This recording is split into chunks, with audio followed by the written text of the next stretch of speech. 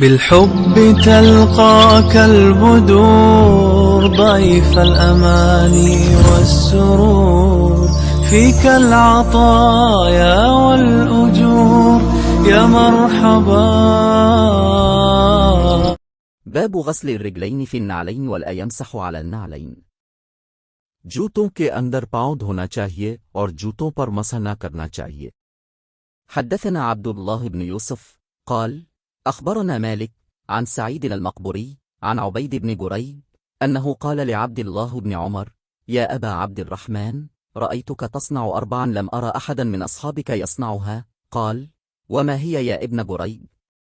قال رأيتك لا تمس من الأركان إلا اليمانيين، ورأيتك تلبس النعال السبتية، ورأيتك تصبغ بالصفرة، ورأيتك إذا كنت بمكة أهل الناس إذا رأوا الهلال ولم تهل أنت حتى كان يوم التروية.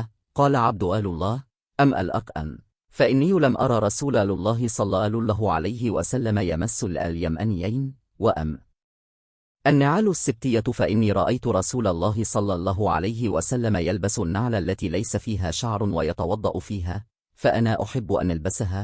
وأما الصفرة فإني رأيت رسول الله صلى الله عليه وسلم يصبغ بها، فأنا أحب أن أصبغ بها. وأما الإهلال فإني لم أرى رسول الله صلى الله عليه وسلم يهل حتى تنبعث به راحلته۔ ہم سے عبداللہ بن یوسف نے بیان کیا، کہا ہم کو مالک نے سعید المقبری کے واسطے سے خبر دی، وہ عبید اللہ بن جرج سے نقل کرتے ہیں کہ انہوں نے عبداللہ بن عمر سے کہا اے ابو عبد الرحمن، میں نے تمہیں چار ایسے کام کرتے ہوئے دیکھا ہے جنہیں تمہارے ساتھیوں کو کرتے ہوئے نہیں دیکھا۔ وہ کہنے لگے اے ابن جرج وہ کیا ہے؟ ابن جرج نے کہا کہ میں نے طواف کے وقت آپ کو دیکھا کہ دو یمانی رکنوں کے سوا کسی اور رکن کو آپ نہیں چھوتے ہو۔ دوسرے، میں نے آپ کو بستی جوتے پہنے ہوئے دیکھا، اور تیسرے میں نے دیکھا کہ اب زرد رنگ استعمال کرتے ہو، اور چوتھی بات میں نے یہ دیکھی کہ جب آپ مکہ میں تھے لوگ ذی الحجہ کا چاند دیکھ کر لبیک پکارنے لگتے ہیں اور یہ حج کا احرام باندھ لیتے ہیں، اور آپ 8ویں تاریخ تک احرام نہیں باندھتے۔